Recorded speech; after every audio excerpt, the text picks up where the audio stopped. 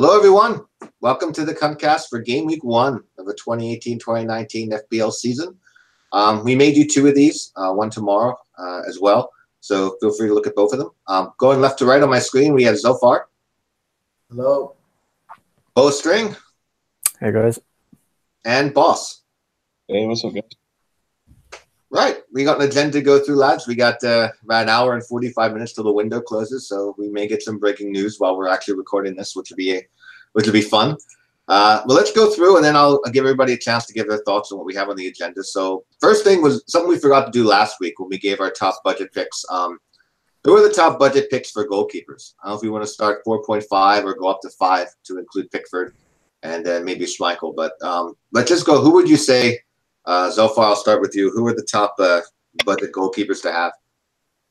Give me a minute. I'm just writing it down. Let's say Foster first.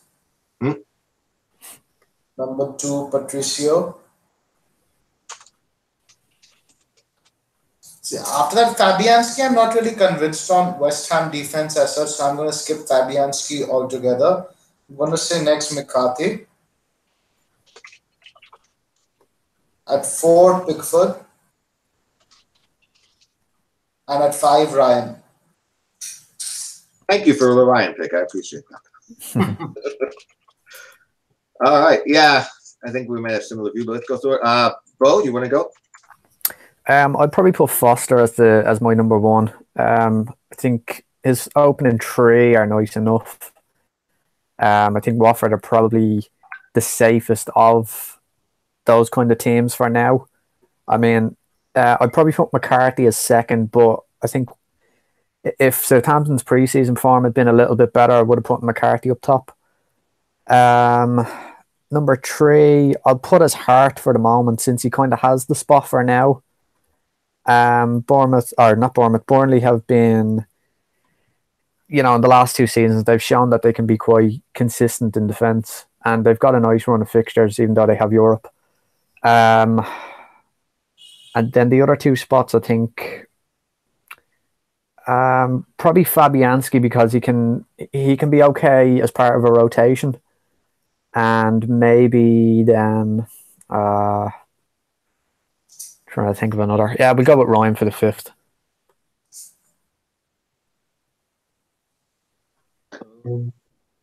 Boss, you want to go? Yeah, so if Pickford counts, I guess I'll put him number 1. I know it's 5 million, it's a little bit pricier, but I just don't like any of the 4.5s that much. Sorry, you cut out. Who was number 1 on your list? Pickford. Okay. Yeah, I'm not a fan of any of the 4.5s this year, really. So I'm either going to get him or pay up for a premium keeper. But after him, I'd probably say Foster, then McCarthy, then Fabianski.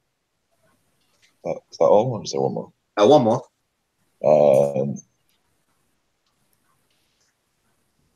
Maybe Dubravka. He's 5, right? I believe. Is he? Yeah, I believe so. It's 5, and he plays the last season's 5 of the top 6, I think, in his first 6 fixtures.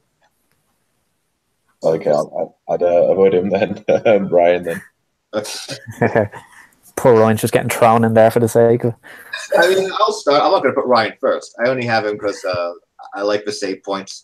After week 6, it kind of the fixtures kind of ease up. But I'll go through one by one. I guess looking fixture wise, totally in price, I would go Foster for the first pick. McCarthy 2nd.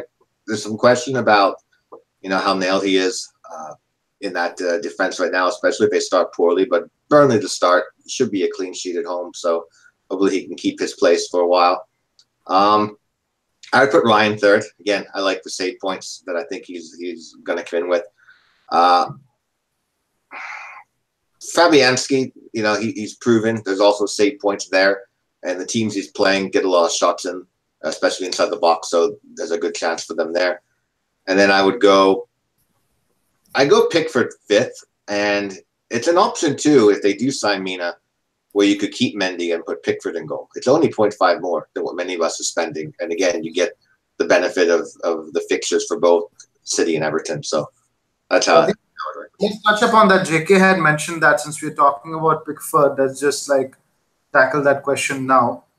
Sure. So JK was asking whether, like exactly what you said, whether to go for something like an Edison and Mina, assuming Mina is 5.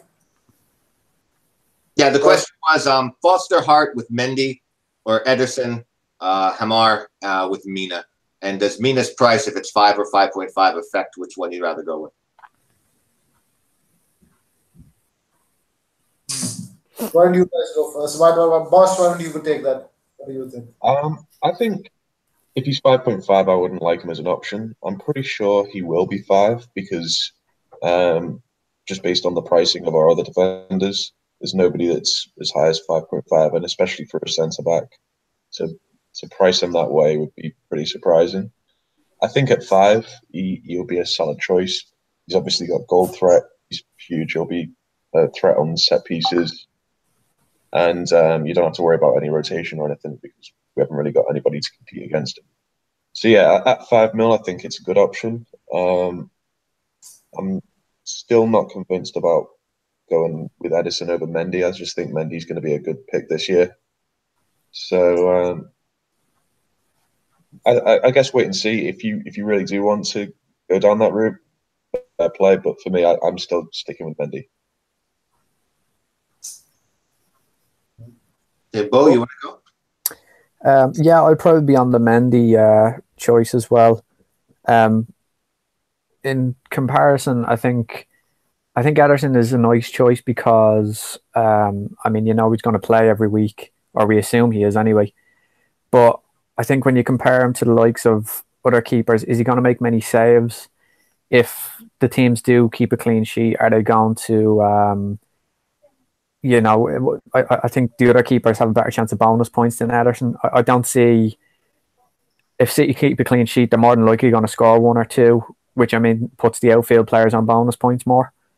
So for that reason, I think I'd rather Mendy, because, I mean, at least there's a chance of him maybe grabbing an assist and getting a bonus point or 2. So that'd be my take on it anyway. Yeah, it's a really good point, the bonus points and the saves, because you're right, Ederson probably won't be in the bonus very much at all. So I think Pickford has kind of shown that he's decent in terms of bonus points and saves over the last season, maybe. Or even with Sunderland, I suppose he was making plenty of saves, but that's probably more down to the defence in front of him rather than him himself. Definitely. I mean, you have, it also depends on your comfort level. If you're going to choose your defense based on clean sheets, I mean, the Ederson with Mina probably gives you that better advantage. But yeah, Mendy's attacking potential, what we've seen so far in preseason, and you know, with his pedigree, if you even pay the 0.5 more and stick with Mendy instead of getting Foster and just go upgrade to Pickford if you have it, still leaving, I think, with JK would leave, I think, still 0.5, would leave me 0.5. That's still enough, I think. And again, you get, I'd be much more comfortable going with Pickford if Mina's in that defense, and than I would be with any of the 4.5s, to be honest. Yeah, that's kind of where I'm at. Something I'd like to mention on Pickford is, I guess we don't really know much about Everton now. We only know from Marco Silva what he did over at Watford. And there was a very clear pattern in terms of goals conceded and expected goal conceded. They were bottom during his time. So I don't know as a manager to what extent we should really rely on him for clean sheets. I mean, Pickford, you're going to get saves. And I still think Everton at Goodison, because of like the crowd and everything, might get some clean sheets. But in terms of a defense, they don't really fill me with confidence. If you take somebody like Watford at home, they prioritize one thing under this new manager, clean sheets. Under Everton right now, what this guy is similar to the David Moyes situation. They've been brought in to play attacking football, not necessarily like, you know, win matches, get results. The brief from the management is clearly play attacking football. So I don't really think, like, in terms of clean sheets, personally, Everton should be a place we should look to early on. So let me ask a question. If that's the case, would you even take a chance on Mina at all? If you don't feel confident in Everton defense, even if he goes there? I mean, taking a chance on the fixtures they have. I think maybe not early on, not in the first few. They have a good span of, like, I think 4 home games or 3 home games. From game week 3, 4, and 6, they have 3 home games.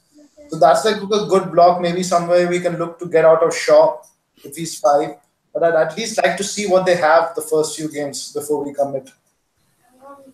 I got the fixtures up. So Wolves away, Saints at home, at Bournemouth, Huddersfield home, West Ham home in 4 and 5, Arsenal away, and then Fulham at home. So yeah, it's 4, 5, and 7. Like that seems like a good block to target. And sorry to change the topic, I just got a reply from this journalist who covers Burnley. I had tweeted him to ask how long Heaton is out for, and he's replied that he's fit now. Interesting. Tell TFF that, please. Because it's Mark's job to lose. He's going to see this. Sorry, boss. Okay. Great. Any other comments from anybody on the Mina situation, or we'll wait and see? You know, we got an hour and a half before the deadline comes. Hopefully, we pass this physical. I was just going to say, it's like me and Swan there talked about just before you guys joined the chat, and we were just saying it's interesting because Everton, while Everton and Southampton, they're kind of those two teams now. They have the fixtures, but haven't really shown in pre-season that they're worth taking a kind of a punt on at the minute. But they've both players that have to come into the back line that could be the kind of missing piece of the puzzle. So, like Mina could come in, and that could be the kind of the player they've been missing to boost their defence. And likewise with Southampton with Cedric. So it's kind of a gamble there. From watching pre-season, a lot of the goals that we conceded was pure errors by both Baines and Jags. So I think with Digne and Mina coming in, I'm a lot more confident about our back four. It wasn't really a system problem; it was more personnel. So I'm a lot more confident about us being solid. But again, you've got to wait and see. I think we've got the fixtures to get clean sheets. So for that reason, I'm going to start with Pickford. But it'll be interesting just to see how much we prioritise defending, because I agree. I think we're going to be pretty attacking. Yeah. Like same thing with West Ham. Like the priority, there's not like clean sheets anymore. It's the exact opposite. It's definitely a tough one to call. Like, yeah, I mean, you might not prioritize defending, boss, I guess, but you look at the teams we're facing. Which ones have more of an attacking threat? Saints, no. Yeah. Huddersfield, no. Fulham, I guess it's an unknown. And then you have a mixture in there. Wolves probably will attack a bit. Bournemouth, we know do. Yeah. So it's kind of. I'm not expecting us to keep a clean sheet against Wolves opening game. I think we'll probably lose that game. But then from then on, I think.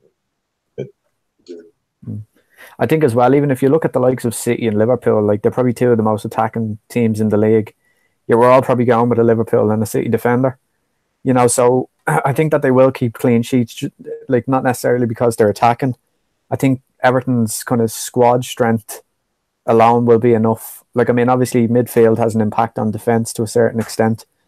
But I think looking at Everton, how they've strengthened the squad, I think they will improve defensively as a result. But I think it's a question of how quick will it be in time for the Wolves game, the Southampton game. So it's a bit of a gamble, but it's got its pros and cons, I guess. Yeah, I don't think Mina will start this week. Oh yeah. It's a good segue, both that you mentioned. The Liverpool defender will jump around the agenda a bit. So Trent Alexander or Robinson, who would you have? And has anything of what happened on Tuesday changed your mind of going off Robertson now to save the $1 million? I can start this. I'm sticking with Robertson. I actually like him as a much better player. I don't need the extra $1 million in the bank right now. So for me, I think I'd rather start with him. I could see him in the way that they're playing in the space that guys like Keita and all are making. He could be much more attacking and maybe even get into better position than he even did last year. So I'm willing to stick with him for now. Monitor, of course, but going in that route. Bo, you have any? Boss, you have any thoughts? I'm currently on Robertson. I don't really need the money that I'd get from downgrading Trent, and I just feel like Alexander-Arnold might be a little bit more of a rotation risk. So unless I need the money, then I'm going to just stick with Robertson. Bo? Yeah, well, I mean, the $1 million that I can save by going with Alexander-Arnold is the kind of the route that I need to go if I want to swap Austin to Tosun, like we were talking about earlier.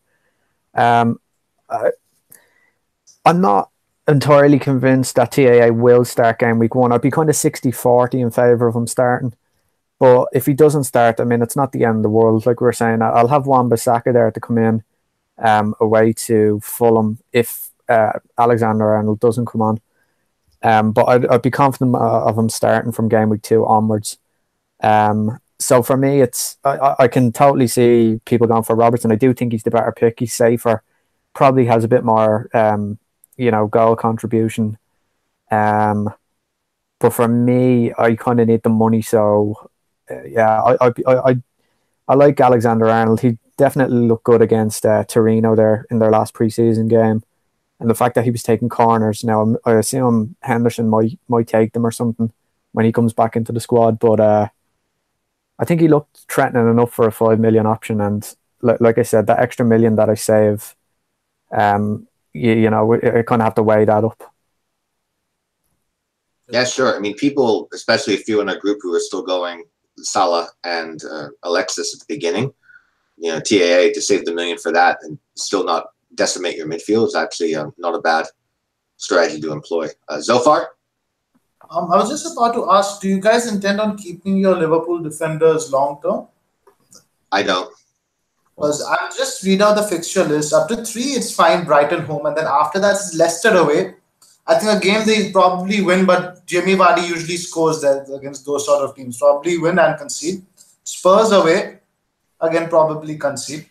Southampton at home, okay, that's a good clean sheet. Then it's Chelsea away, City at home. So in this block of 5 games, I would look at them conceding in 4 of them. So I would like to, what I was actually got penciled in, I wanted to get on PVA at this stage because PVA's fixtures turn from game week 4. This fixtures then, these fixtures are Southampton home, Huddersfield away, Newcastle home, Bournemouth away, Wolves home. That's nice, yeah. I take notes for myself when I'm looking at what the transfers to make, and I did note, I said PVA, game week 3 or 4, or Bellerin, if Arsenal get their act together by then as well to replace Robertson. Well, I think it's like, maybe for me personally, Robertson acts like is a good placeholder because in terms of structure, I like 2 defenders at 6 million, whom you can keep changing around. 5 million, the thing is, this year the choices are either your bit part players from your big teams or like pretty much Burnley and Newcastle. There's not really much choice in the 5 million bracket. So I set that up as a structure early on, I'm sort of pretty much going to be confined to it because it's very rare I find funds to put money back into defense. What's in defense usually stays in defense. I don't add to it, only take from it, if anything, over the season. So that's why I like Robertson there in terms of structure primarily. I mean, Champions League starts then too, so you don't know what kind of rotation is going to happen with them. Advantage there, though, I was looking at now Robertson. Now, right after Champions League, they have Spurs away. He's not going to play Moreno there. Good point. Southampton home, I don't know when their fixture comes versus Southampton home. There he might try. Then it's Chelsea away. Again, he won't try Moreno there. City home, again, won't try Moreno there. So that actually might work. In terms of rotation, I'm not that concerned. All right, so next one is a question that came up very early this week, and I think it's still being talked about, is do you go Riyad Mahrez or take a chance on Bernardo Silva to start with? And if you do go with Silva, is that money you want to keep in the bank, or do you want to kind of spread it around the rest of your team? So let's start. Zofar walked away. So we'll start with Bo. Water. Okay. Will I go ahead? Yeah, go ahead, Bo. Well, I'm going without a City mid for now. I think given the choice, I do like the quotes that Pep said about Silva, in terms of his fitness and stuff. It sounds like he's going to be starting for the first kind of 3 or 4 games anyway, while the rest of the players kind of ease in. I didn't see the Community Shield. I can't remember where I was, but I missed it anyway. So I don't know how good Silva looks, so I can't really comment on Silva. All I can say is that he looks like he's going to start anyway. I kind of seen a position graph and stuff, and it looked like Mahrez was playing a lot more advanced on average.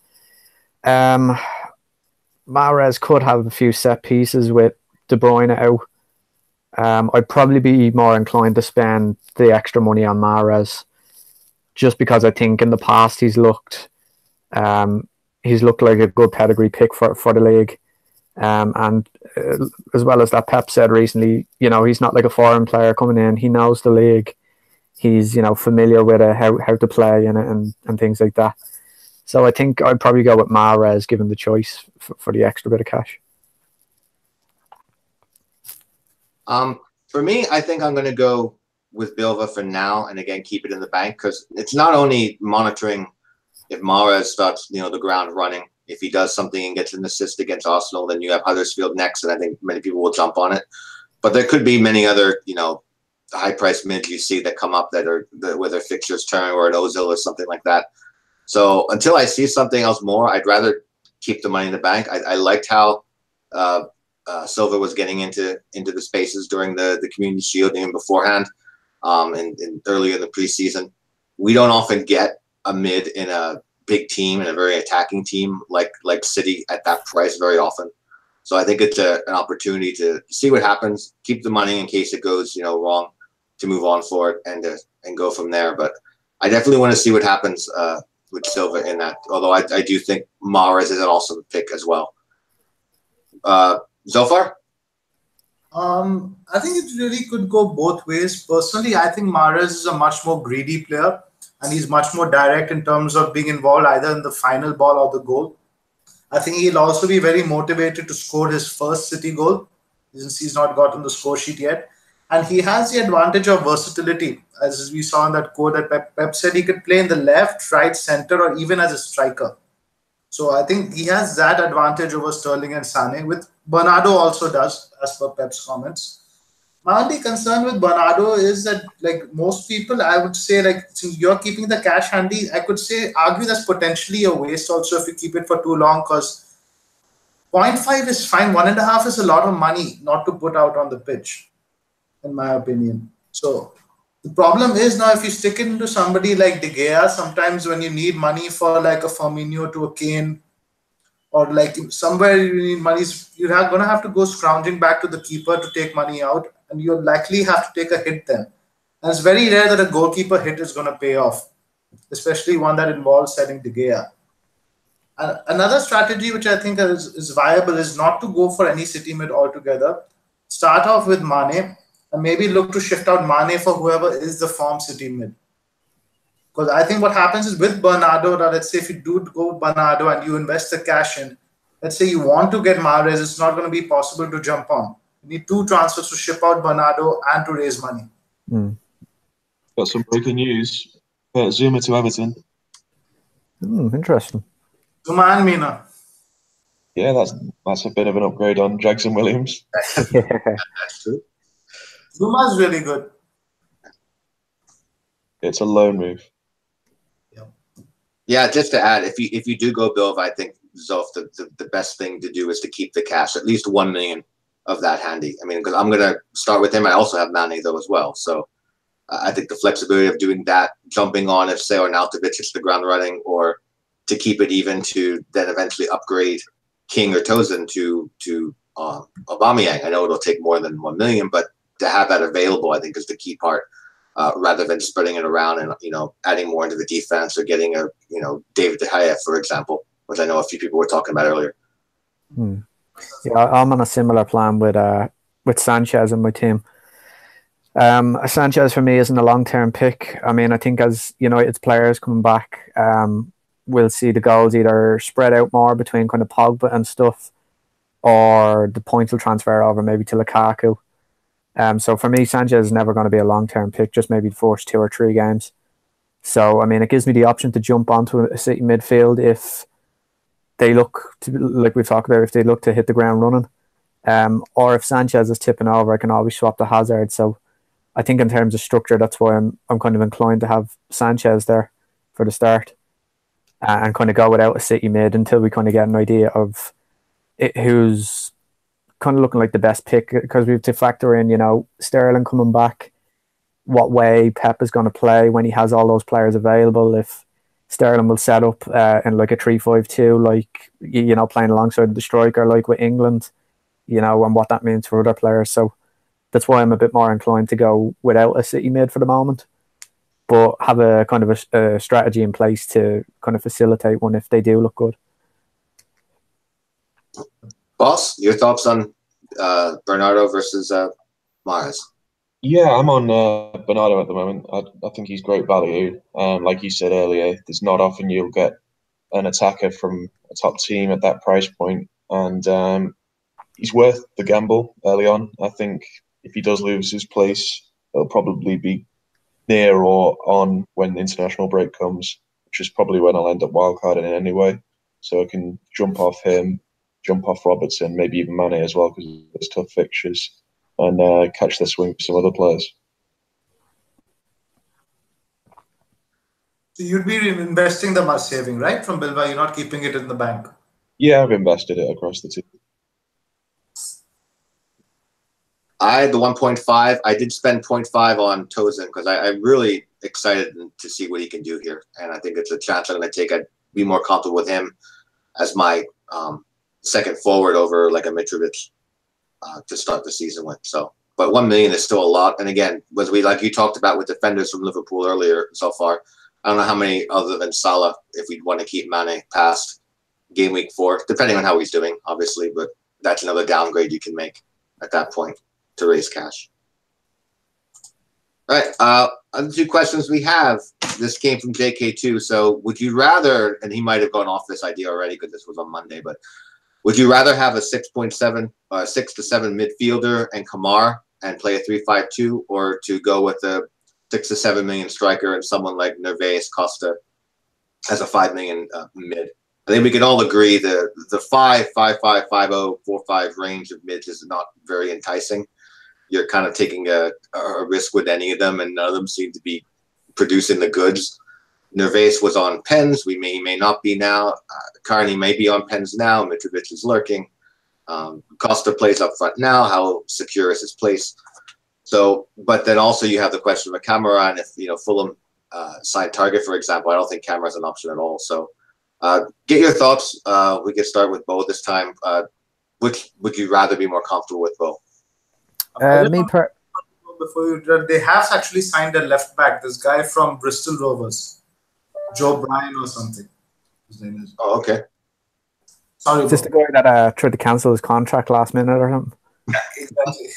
From Villa, he was. Okay. Steve Bruce chased him back all the way to Fulham. Yeah, be interesting to see if he plays now.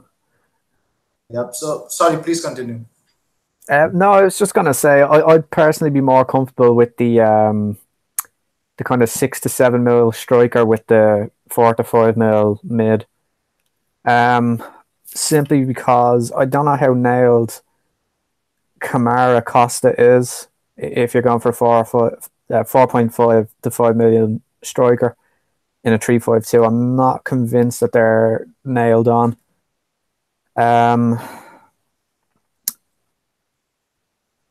I think this year we have a lot of options, 6 to 7 mil. Cut out? Swan, are you still here? Yeah, I'm here. I have my microphone on mute so you don't hear the bings from my work PC.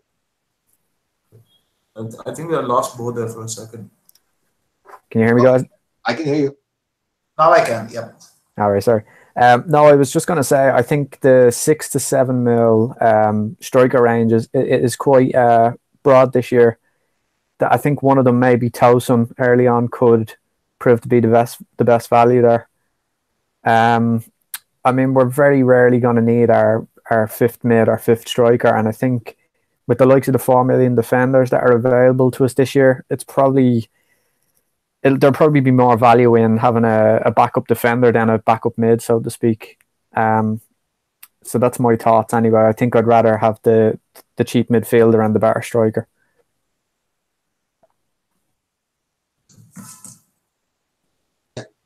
So far?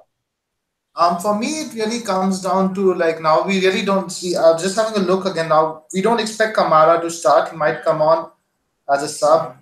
I think now the question was Kamara versus a 5.0 mid. The objective being that someone who has potential to get more than 2 points. So I think now with 4.5 forwards, ultimately the potential of getting 2 points seems slim, because now we expect Sessegnon and Schürrle to occupy the wings. So, and I think a lot of this also comes down to whether you're going Firmino or Mane. Because if you're going Kamara, that means you're probably going Mane instead of Firmino. And what that sort of does is, I think to a certain extent, it shoehorns you that it makes it a little bit more difficult to, let's say, get a Kane or an Aubameyang alongside Aguero. If you go with someone like with a Firmino, let's say you go with the traditional 3-4-3, go with somebody like Firmino, it's quite easy to find that 1.5 or 2.5, like whatever you need to upgrade to Kane. Like, let's say, like in my structure, I've got Mahrez. Anytime I need money, I'm going to go pull it from Mahrez there. So I think it's useful to have that. That's a major advantage of that system. Now, going back to the midfielders, let me just have a look at forwards at 5 if there's anybody who appeals. I think there's only the Cardiff guys. I think, yeah, there's Zohore at 5. Sorloth probably won't start now that Benteke is fit and they sign Andre Ayew. So the Sorloth option is dead. So in terms of 5.0 forwards, you really don't have anyone. I think it only went 5.5. We have few options that come about. So if you're willing to invest up to like 5.0 for your 8th attacker, I think the only option really is to go for a midfielder.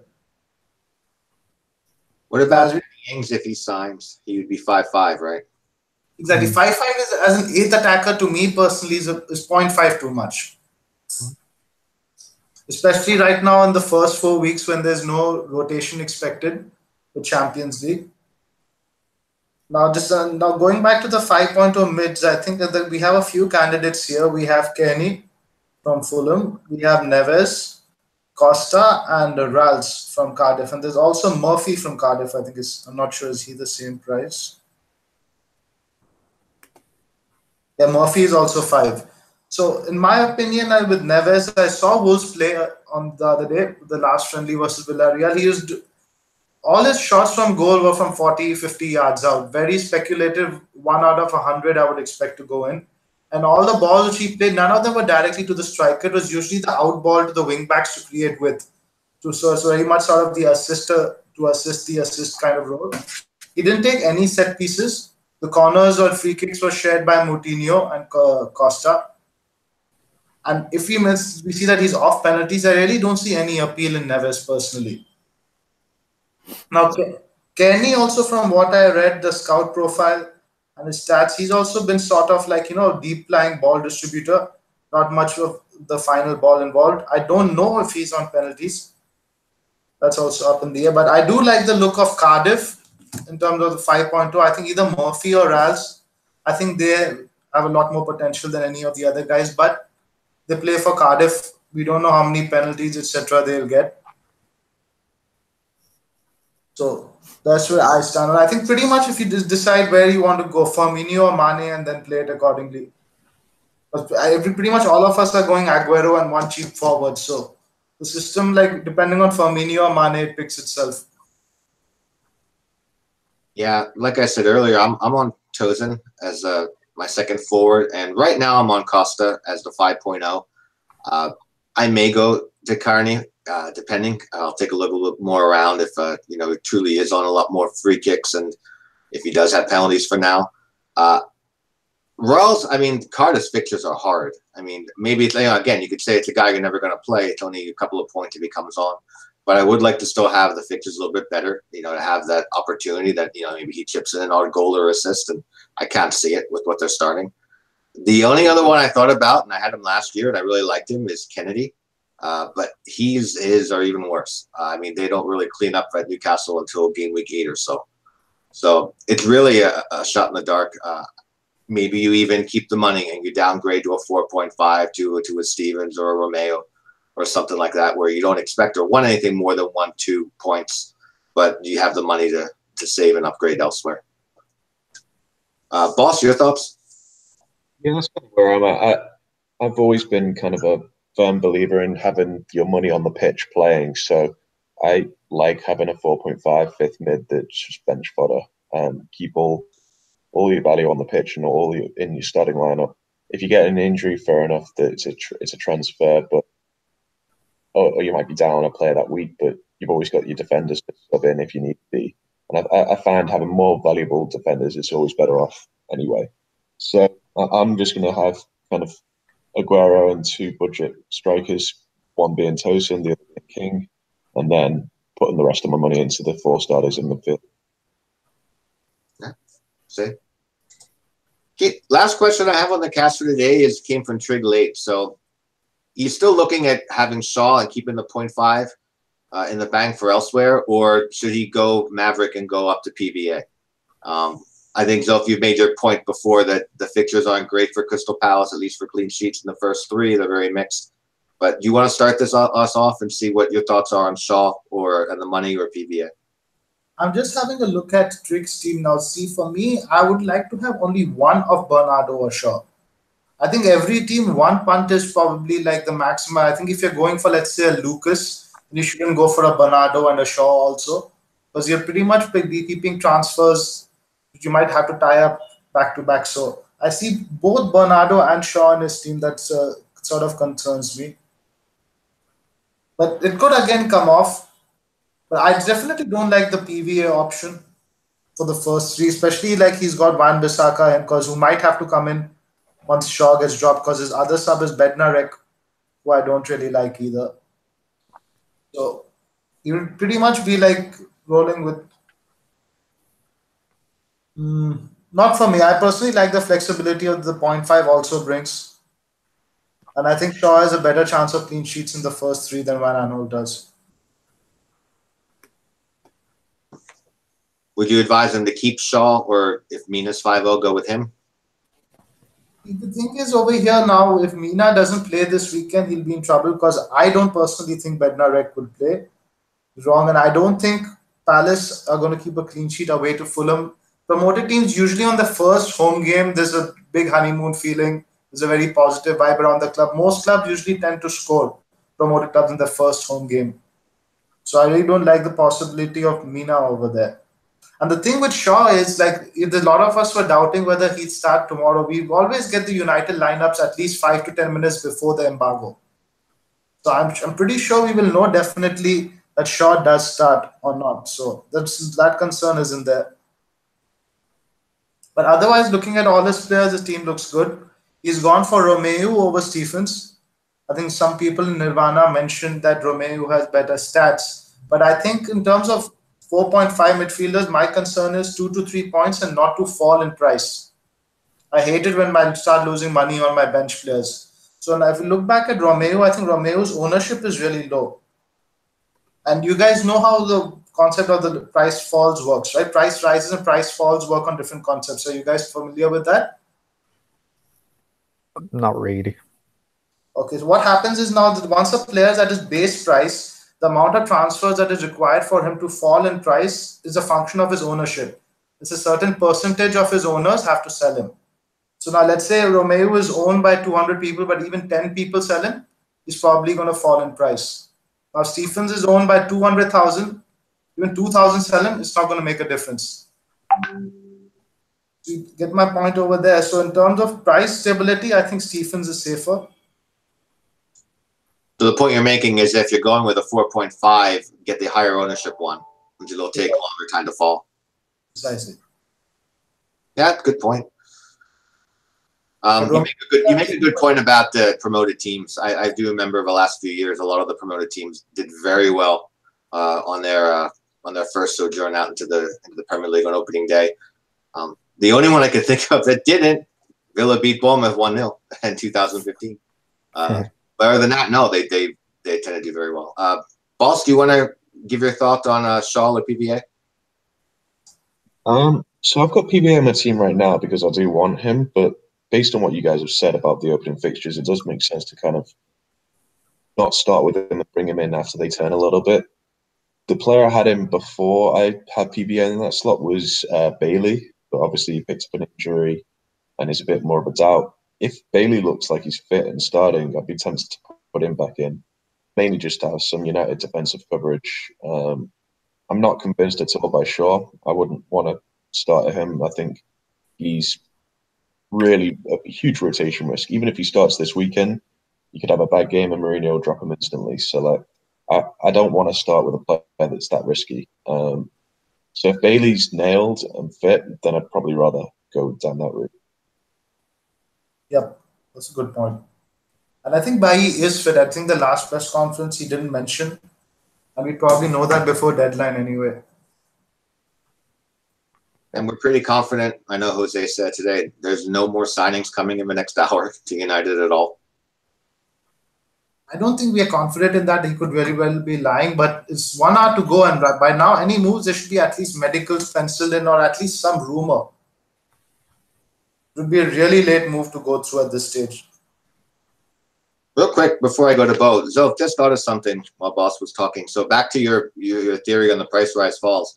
If people bought Romeo, though, I mean, they bought him simply to keep him on the bench. Are they really going to be using transfers to get him out if he delivers like 2 points, the first couple of game weeks? I don't know really about that. Because it depends. Certain people, they might buy him thinking he has points potential. I don't really know. True. I've always just bought players thinking like the 4.5 is always the one with the high ownership. Yeah, I think another good point on that subject there is if you consider that you have if you can find a 4.5 million kind of bench player that you want who plays for a team that a lot of people might have a higher chance of tripling up on or doubling up on, I think that's when it becomes a problem as well, because if let's say a team has I don't know, let's say Schneidlin, for example, let's assume Schneidlin's nailed. I think there's a high chance of people wanting to triple up on Everton. Let's say someone like Pickford, Digne or Mina, Tosun, you could have Richarlison. There's a lot of different combinations where people will want triple Everton.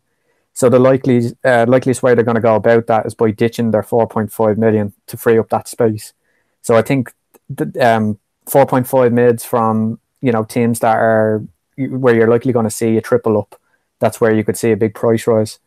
Southampton, with their fixtures, I think there's a possibility of it. People might have Bednarek, they might have Cedric, they might have McCarthy, they might want Austin, but I think that's about it. I don't know what the chances of someone wanting to triple up on Southampton is. Could be wrong, but like that, it might not take necessarily a lot to see Romeo, sold in relatively high numbers. Enough to see him suffer a price drop anyway. Yeah, that's a good point. And it kind of backs up. I don't think people are going to triple up on Brighton at all. Yeah, exactly. Yeah. Any other thoughts, Bo, on Shaw or PVA? No, I think at this stage everyone knows my kind of thoughts on Shaw. I think he's the thing with PVA. I think he is a good option. I think Crystal Palace's fixtures probably aren't great for clean sheets at the start. I think you're more hoping that PVA scores against Fulham or Watford rather than keeps a clean sheet. But what I would say is that I think Tompkins for $1 million less, I don't think there's a lot in it between goal threat. Position-wise, obviously, PVA gets up the pitch a lot further. But, Palace, well, from what I can remember, they kind of do well on set pieces. And Tompkins is definitely a figure they try and pick out on set pieces, as we've seen kind of at times. What do you call it? Yeah, so I'd be more inclined to go with Shaw there. United probably better defence. You could argue if they're in a better shape at the minute with players that are missing. But yeah, I'd probably be less inclined to get PVA until a little bit into the season around. I can't remember what week we said about. Was it game week 4 or 5? Or yeah, game week 4 maybe. When they have kind of better home games. Yeah, 4. But yeah, I kind of agree with what's been said already. Okay, that's what we had for our agenda. Before we Jack's posted something at the end. Let me just scroll up to it.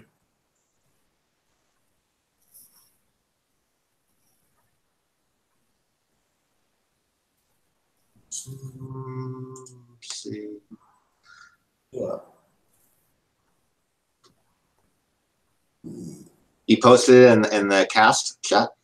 No, the other chat. Yeah, he said, could you bring up a King versus Mitrovic discussion? King versus Mitrovic, yeah. This is a good one to discuss too. So I think with King, you're looking at, preseason form, the fixtures, pedigree except last year. And Mitrovic, while he's been in the league before, he hasn't, I think, at this level and being the main person with a manager who believes in him, because I'm not sure how much Benitez push for him then. But I mean, to be where he's at now, it's a little bit more of a gamble. Fixtures definitely don't favor Fulham, at least to start, which is one of the reasons why I spent the extra 0.5 and went with Tosin rather than go with both Mitro and King up front first. So for me, I kind of would lean more towards King or Wilson. I'm not totally against going Wilson if you'd like. In reality, I mean, the stats favor King, but I don't know how much there really truly is to choose from them. And while Bournemouth don't start very well, and I think we saw some things in the chat earlier this week where Bournemouth are very, very slow starters, at least when it comes to goal scoring. They've had one game where they scored 3 or more in a game at the beginning of the year once, and that was Wilson's hat trick. And I think it was 2015. So I think it's a risk to go with both. If we had to go with one or the other, I would probably go with King based on the fixtures and what he's shown so far. Boss, why don't you start? Sorry, I didn't catch that last bit. I was watching. King versus Mitrovic. Who would you go with? One or the other, or both? I've gone with King. I like him. He's looked good pre-season. Good budget option. I think Mitrovic will be a decent option as well. I want to see how Fulham look first before kind of jumping on any of their players. I think they've signed well. I think Seri's a great signing. Shell's a great signing. They should be strong. But I just want to see how they all kind of click together because I'm not sure how they'll line up at all yet. So that's what kind of put me off. But I think Tosin's worth the extra 0.5 just based on our fixtures and being nailed. So that's kind of the budget strikers I've gone with, Tosin and King. Never Wilson. Both? I think it's quite close. I'm always a bit wary about teams that come up from the Championship to start with. But I mean, there's no doubt that Mitrovic with Fulham, he's been quite a key player for them, and you know he's shown that he has a lot of passion for the club, and you know his work rate's quite good. He's always looking to score goals. I think King is probably the safer pick. Bournemouth, their first 3 games, you know, Cardiff, who have been defensive in the Championship. But I would expect them to concede against Bournemouth, and King has been playing well for them. So, likewise, West Ham, we might expect them to see a goal conceded there. I think Everton and Shell. You on Wilson? Go ahead. I'm on Wilson actually. I'm still on Wilson. Yeah, I mean that's probably another discussion for another day. But yeah, I think I don't think there's going to be a lot in it in the first 3 games, to be honest. But like that, new team to the Premier League, I'd always be a bit wary of. What I would say about Mitrovic is, I think it depends. Like game week 2 and game week 5, where Fulham have their away to Spurs and away to City. I don't see Mitrovic scoring in either of those games. I guess he could score against Spurs, but I wouldn't be putting my money on it. So it depends on who you'd have as cover in those 2 weeks.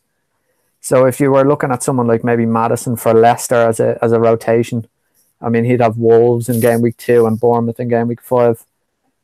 But I know a lot of people aren't really keen on rotating a kind of a mid with a forward of that kind of price range. I think King is probably the straightforward, easier pick. His ownership's going to be quite high as well. So you've kind of got yourself covered there just until we see who else in that price range looks good early on. Yeah, for real quick, we'll go on. I guess it was posted in the main chat. What the Rate My Team tool in FFS has for the budget strikers. They go by 7 million or less, but it has Charlie Austin at 3.99, and it has King at 3.33, Mitrovic at 3.44. So not much of a choice between King and Mitrovic for that. The Austin number is kind of surprising. I mean, I know that their RMT always likes Austin, but I hate Burnley. That's the thing. All bookies and RMT algorithm tools, everybody hates Burnley. Yeah, it's true. He has Burnley very high, and then it's kind of average for the rest. I don't know if they factor in who else plays up front. They might be doing that with King and Wilson versus Austin as an out-and-out forward. So, but just okay, so far, your thoughts on King versus Mitrovic? I'm quite big on King, so I won't really get too much on the King's positives. You guys know really where I stand on that. I just want to looking at Mitrovic's fixtures. Palace home is good, but At the same time, we expect Palace to be good defensively. Last year, under with Sakho and Tompkins, I don't think they lost a game when those two guys started. And generally, it's not a weak defense. Then you have Spurs away, speaks for itself. Burnley might be distracted by Europa, but Burnley are a good defensive side. Then you have Brighton away, who at home are again a good defensive side, and then City away. And for me, the fixtures are really no comparison. And for me, early on, we really don't have any form to go by, so I just go by fixtures. The fixtures over here read Cardiff at home, West Ham away. On the first home game, I think West Ham will be quite open because, again, the mandate is to play free-flowing attacking football, bring entertaining football to the Olympic Stadium. And you have Everton, who are not the best defensive side. Chelsea away, if you're going to play him and not rotate him with Wan-Bissaka at this stage. Chelsea away also, we could leave some gaps open. We haven't really settled entirely. And then you have Leicester at home. So I think in terms of fixtures, there's really not much of a comparison. King wins it easily. Yeah. It's just more on like Bournemouth or Fulham as a team. What worries me is by game week 3, will Everton have kind of tightened up by them with their new signings? That's the only thing. But I think Bournemouth, the first 2 weeks look fairly good, and like that, if somebody else looks, like firing, it's an easy swap for that kind of 6.5, 6.0 range. Bournemouth just always attack. Like even in the last 6 to 8 weeks, outside the top 6, they had the most shots, most chances created. So they are just a free-flowing attacking side. I don't know enough about Fulham myself to really comment more. So it's more about the devil I know in this case. Yeah. If you want to talk ownership real quick, of the cheap ones, 6.5 and under, King is 6.9. Wilson is only 3.6, and Mitrovic is 6.0. So Austin is 2.2. So if you really do want to take a punt, I know, Bo, you've been talking about that. That could come out massive, especially with their first game. Yeah, that's the thing about Austin. It's I think no matter what way it goes, we're going to be saying, oh, in hindsight, it was so obvious because, he has Burnley and then Everton. At home against Burnley, you can say, oh, Burnley have Europa League. They're going to be tired after playing on Thursday. He could bag a couple of goals there. And then he plays Everton, who in pre-season have looked dreadful. And then, if he does deliver, we're all going to be saying, oh, in hindsight, it was so obvious. But then on the flip side, I'm thinking, Burnley are, quite a good defensive side. If he blanks against Burnley and then in game week 2, Everton with their new signings look a lot tighter, no matter way we look at it, it's going to be like, kind of hindsight 2020 saying it was so obvious. So I'm really torn between us. I'm half tempted just to switch to Gray and just punt on Andre Gray and just forget about the worry. Scientist Prime joined the CØNTCAST. He's massively high on Gray. Awesome. Yeah. I think it's just we're gonna see which one of the cheap mids, I think, or cheap forwards produce first. Keep the money in the bank in case you need to jump on either one. Could make a case for starting with Austin over King, but I think I'm gonna stick with the fixtures till we see who has what form where. So isn't going to be the differential, I think, when it comes to the content. I don't think many of us have them. Maybe 6 or 7 of us. Yeah, that's my other option. I could just find $1 million and just get Towson instead of Austin. I'm actually kind of coming around to that idea. One more thing we can talk about before we go. I know Jossie's brought it up quite a bit. Mane versus Firmino and the different kind of team you can get when you go, where do you see the points happening with Mane versus Firmino? Firmino's better for bonus. Mane may still be on pens. We don't know yet. So let me just start. Zofar, where do you see? I know you're going Mane. I think I'm as well. Where's your argument on that one for whether we could make a case for Firmino or not? I've actually switched to Firmino since primarily because of the structure argument. But I'm not really convinced. The structure argument being that it's easy for me to get like Lacazette if he's doing well, because I don't want Firmino beyond game week 3. I want an Arsenal striker after that. The fixtures are really good. And I think after game week 4, I need another captain option who's going to play every week because Salah's fixtures are a bit dodgy. So either Aubameyang or Kane would come in. I'd like to keep Aguero still. So primarily for that reason, I think Firmino is safer. But That being said, I think at least in game week 1, Firmino, I don't see him getting more than 60, 65 minutes with Sturridge fit. Mane will probably get a lot more. And you have the possibility of Mane being on penalties. But the advantage again is so balances out. For Mane gets the extra point for the goal and an extra point for a clean sheet. But Firmino, as soon as he steps on the pitch, he's on 3 bonus. So I think it's really genuinely a coin toss. But for me, he's winning right now primarily A, because of structure, and B, because of the Stephens versus Kamara debate. Kamara, now that he's not an option anymore, at least I have another sub in Stephens, which I won't if I go with the Mane route. Boss?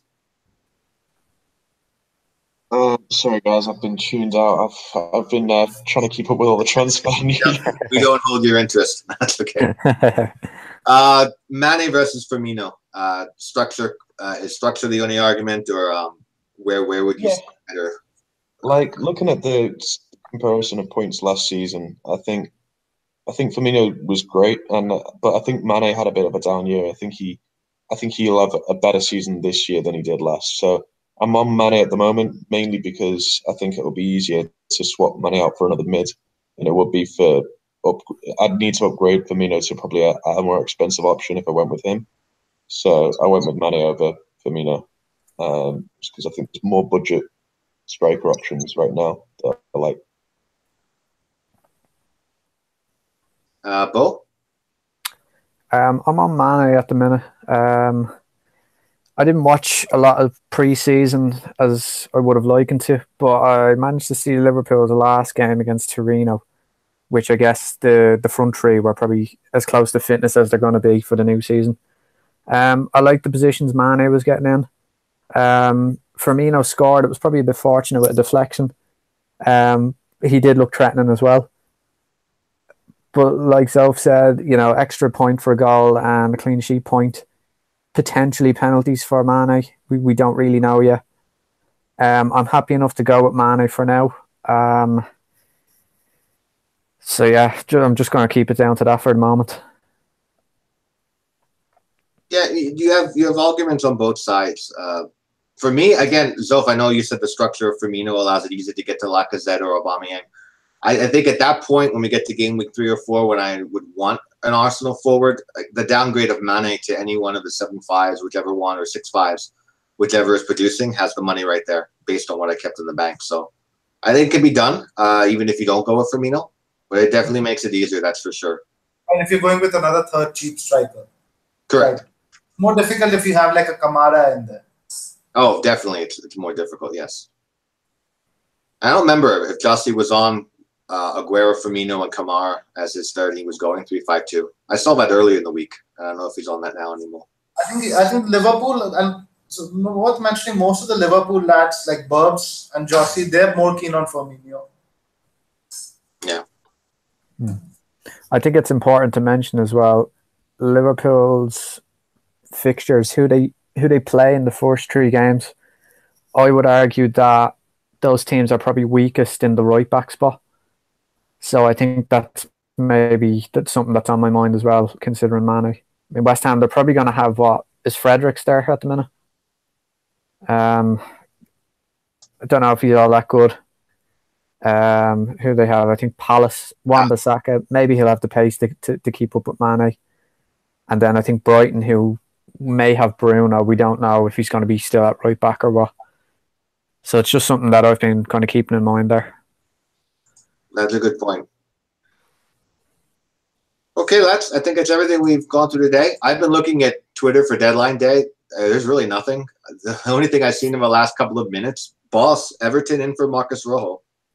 Or is that site crap? I don't know Football Daily well enough.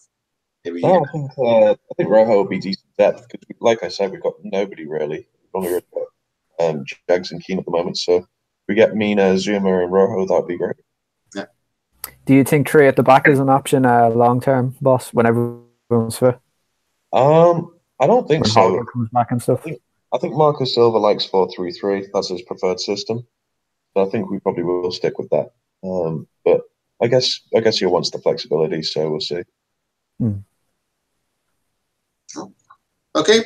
We'll go around the horn real quick. Any final thoughts? I don't know how many are going to join. If there's a cast tomorrow, that JK can know. But go ahead, Zolfa. There's one final question from Gilbert. He was asking basically the seventh attacker spot primarily, like versus a Jota versus like a Lucas or versus Tosun, something like that. Where do you guys stand on that? I told Bo this earlier this week. I really want to see Jota in the Premier League first. Again, those kind of defenses before making any kind of a judgment. Lucas Moura is only short term. I think once Spurs, everybody gets back and is fully fit. So I would go Tosin. Again, fixtures. He seems to fit their system really well. He's done very well in preseason. Manager loves him. I think that's probably the best way. Now, again, if you're going Jota and you have 0.5, what you do with it could help you. But if you're just looking strictly at the player, I go Tosin. Bo? Yeah, I agree. I think Jota. He could be a Michu. He could be a Baselli. We don't really know at the minute. I think my team at the minute with like the likes of Wilson and Sanchez and even Shaw and Holebas, I think I've enough punts in there for the moment without adding another one in the form of Jota. I think I'd rather wait and see. I don't see too many people getting on Jota early on with his fixtures to cause enough damage to rank and stuff. So I'm happy enough to go without him for now, but I will be keeping an eye on him. Yeah, I'd rather have someone like Tosin. Yeah, the fixtures put me off him. I think he could be a great pick, but there's no point jumping on him early board with those fixture lists. So you may as well just wait, see how he looks, see how Wolves look, and then when the fixtures are a bit nicer, jump on him. Yeah, I mean they've made so many changes to their team. It's hard to know whether they click straight away or whether they need a few weeks. I mean, we're staying off Chelsea for that very reason. New manager coming in, new players, new style.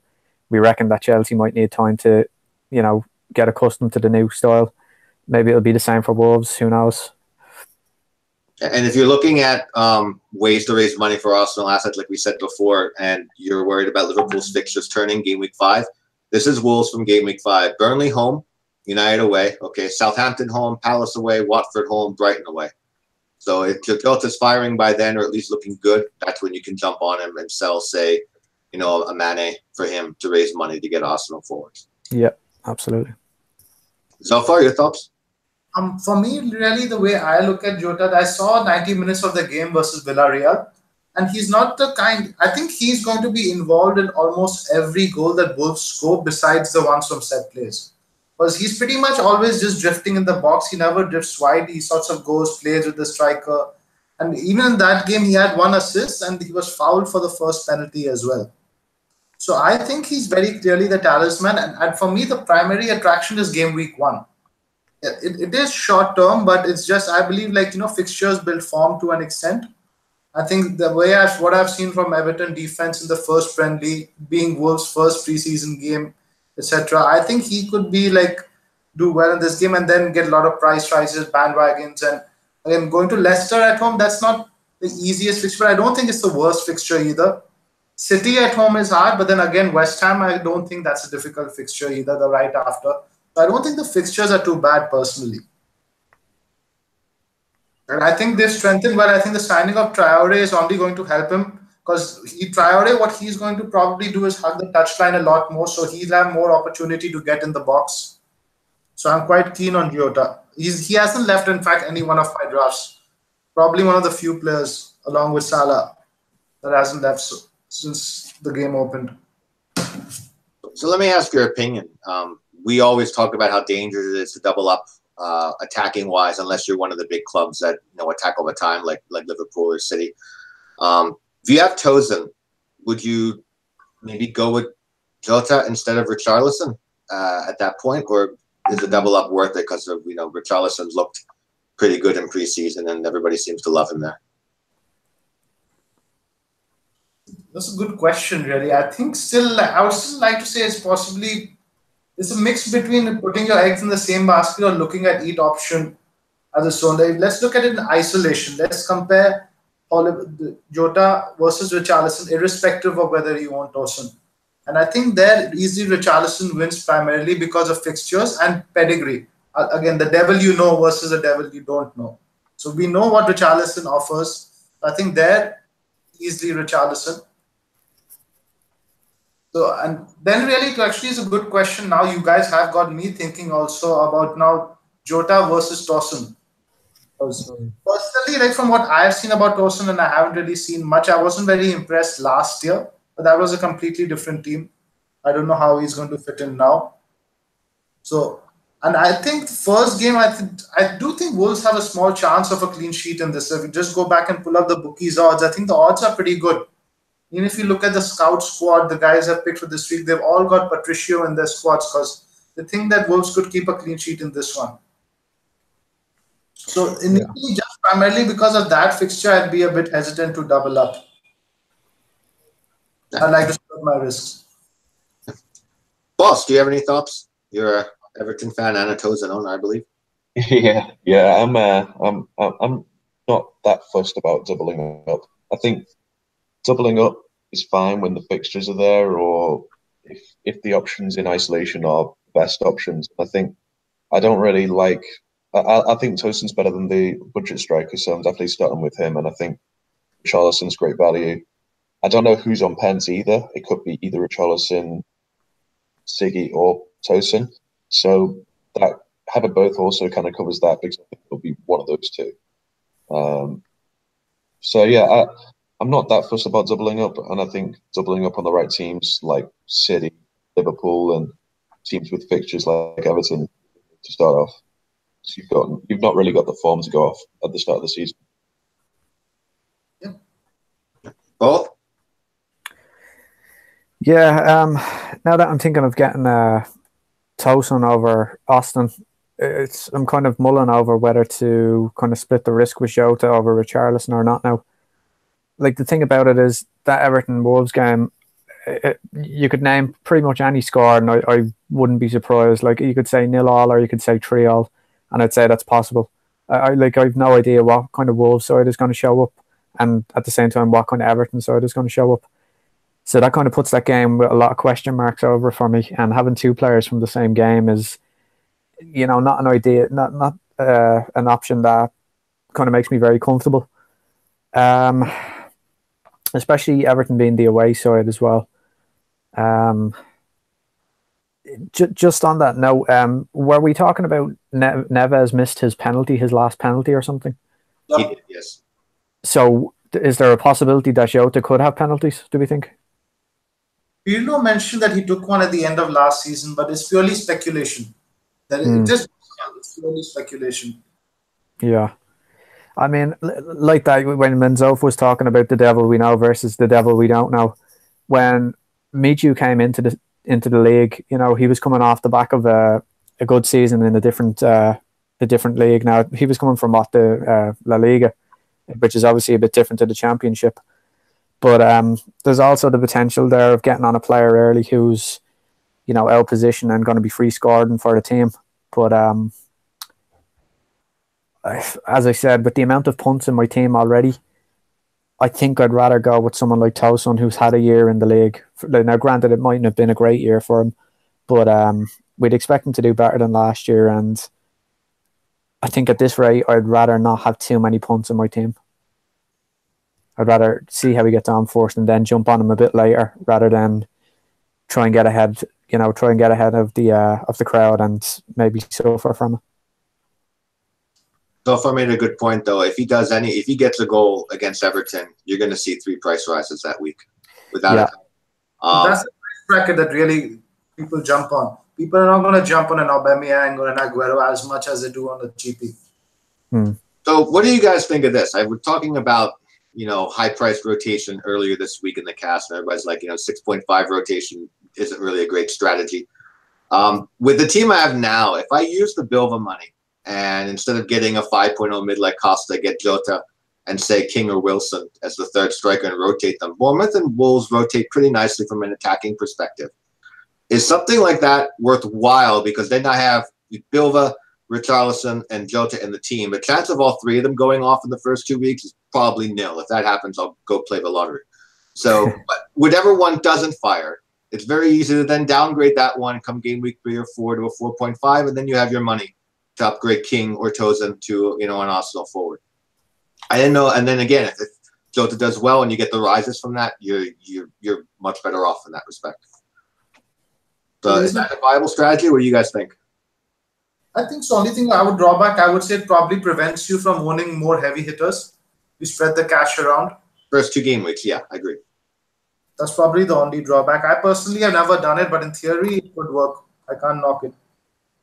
Yeah, the problem is if like Mahrez, gets a goal against Arsenal, he'll rise too, and everybody will want him. I'll have no way of getting on board with him if I put the bill of the money into Jota. So that's why I mentioned in the chat. It's probably very useful during UCL times when you get random rotations. You need a strong sub. In the first few weeks, I think you could probably get away without like a very strong sub. Yeah, so I mean, I guess we hope Jota stays quiet against Everton. And get him. That's what you. Not yeah, true. Non-owners hope that. But yeah, I gotta think more on it. I mean, again, King has the stats. I don't see truthfully much of a difference between King and Wilson in terms of who could be in the goals for that. If that's the case, and I'm not confident in any of the 5-0s. Maybe rotation works. I don't know. I gotta see. Another way to raise the cash. That's the thing about. That's the thing about this game. There's so many different ways to play. There is no kind of right and wrong answer. I mean, when I was like up near the top 10 last season, there was people playing 5 at the back, up around me. Like, so, I mean, it goes to show that there's no kind of one way to skin a cat, that kind of old expression. So, it could work out. Who knows? Yeah. I mean, downgrading Robertson to TAA, I can do the rotation like I talked about and still have $1 million in the bank. That could be useful. So, yeah, a lot to think about. I think we've never been blessed with, having multiple 4.0 defenders to start the season. Yeah. I mean, we're looking at 2, maybe 3. We've never been blessed with a 7.5 striker. A couple of them, if you want to consider Lucas Moura too, in heavy hitting teams that they're going to play. All these 6.5 mids. So we're really breast of choices and just getting the right one. I think. I actually think that's something that a lot of us a lot of people are overlooking, because before the game opened, we were always searching for even one 4 million defender that was going to start, and we presented with maybe 2 or 3, potentially 4 if Bennett starts for if Bennett and Bednarek start for their teams. So I think we've so many options now to invest in an extra maybe 1 million into the team that we wouldn't have had in other years. So I think we're a bit fortunate with that situation. Yeah. So far, any final thoughts before we close the cast? Yes, I think we're pretty much close to the deadline now. There's only half an hour for the window to go, and United haven't signed anybody. Just another thing to consider about United in general, because a lot of my friends who actually follow United, they're the ones who are not buying any United players. Say there's a lot of flux between the board, there's a lot of discontentment, etc., etc. So in general, should we invest in United? Maybe is that at all is a question maybe we should really ask ourselves, because the fixtures honestly aren't as good on paper as I'd like them to be. Brighton away, it's again their first home game of the season. Spurs, Burnley away, Watford away. So they only have 2 home games in the first 5, and they're both home to Leicester and Spurs, who aren't very weak teams. And Vardy isn't ruled out. Vardy is still in with a shout to play. Burnley or Brighton are very tough at home. Spurs are Spurs. Burnley might be out of Europa by the time that game comes around. So, if he's not healthy already, he'll be healthy then. Watford away will be hard. So they aren't great. I understand people who want to give a shot to Sanchez against Leicester with all the turmoil going on in Leicester's back line. But I can't see enough of an upside to start with to go with anybody from United to start with. I certainly don't begrudge the guys who want to do that. To me, it just I'd rather get the potential and the upside for points elsewhere. Yeah, I'm the exact same. Even as someone going with Sanchez and Shaw, I can totally see the same time. So it works both ways. I definitely see it from other people's point of view as well. I'm just Shaw's in my team right now because A, it's a Friday game. It's always nice to have some interest in the first FPL game of the season, and B, if Shaw, let's say, does start and get an assist or some sort of attacking return, then United get the bandwagon the hardest because of their fans. Just a number of people that would be rushing on to Shaw like Jones last year. Yeah. So that's the sort of reason I want to gamble. I mean, you can even think about benching Shaw away to Brighton and playing Peltier home to Newcastle. So there's some sort of coverage even if Shaw loses his place as soon as game week 2. And then game week 3, you can probably look to shipping him for like a Mustafi or something like that. I think Mustafi is 5. I don't think Arsenal have signed any other centre-backs. Mustafi is 5.5, but you can always look somewhere else to invest that 5 million. Yeah. Yeah, the Kolasinac injury really hurts because I would have had it marked at 5 come game week 3. Yeah, same. Yeah. All right. Bo, any final thoughts? No. Matt, we're seeing if there's any last-minute deals done in the next half an hour and seeing how much disruption they have to our teams. It's been a quiet one. I think teams are trying to get their business done earlier now, and they did. This is the first year of the new earlier deadline, so. I think Spurs and United fans will be tearing their hair out. They've really had like a bad window. I think they've not adapted to this like shortened transfer window, whatever you want to call it. I don't. Are you saying Mourinho doesn't adapt? That's what? I'm not hating on Mourinho. You're gonna get me killed in the chat. Cynic will be on me now. No, it is. It really threw everybody for a loop. The early deadline this year. Maybe next year. It'll be less or more impactful of a deadline, but yeah, there's nothing going on. But like I said, 20 minutes to hit and refresh. Marcus Rojo was all I saw. Other deals go through ones we knew about yesterday, though. It'd be interesting as well because even when the window closes, it could get worse for some clubs if players decide to leave after the window. Go to La Liga or Serie A or something like that. They can still leave. So that's another. Did we? Was it mentioned kind yesterday? of club business done in time. Oh, I'm sorry, Bill. Yeah. Did we mention about Luciano? I just saw that break up. Fulham signing Luciano from Madrid, Atletico. I don't know much about Luciano Vito. Do you watch La Liga so far? Who was his name again? Luciano Vieto. Vieto, I actually heard his name. I think he's a very good player. But what position does he play? Midfield? Striker, according to the tweet. Apparently Fulham have signed him for today. He has a name. I don't know much in detail, but he's not somebody who's completely new. But just let me have a quick look at his stats. Yeah, with Mitra there, it probably doesn't matter much from the FPL standpoint, but it'd be interesting to monitor.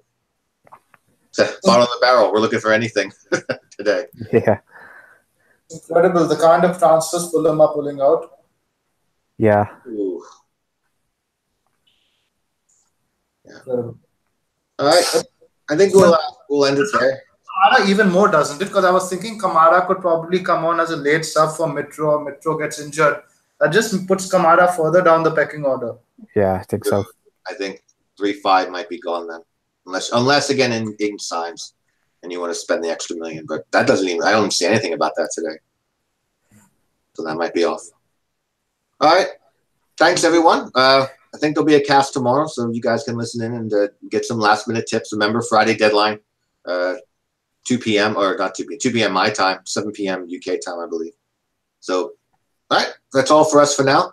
Thanks, guys. Have a great rest of your day and enjoy game week 1. What we talking? You too, Swan. Enjoy. See you so far.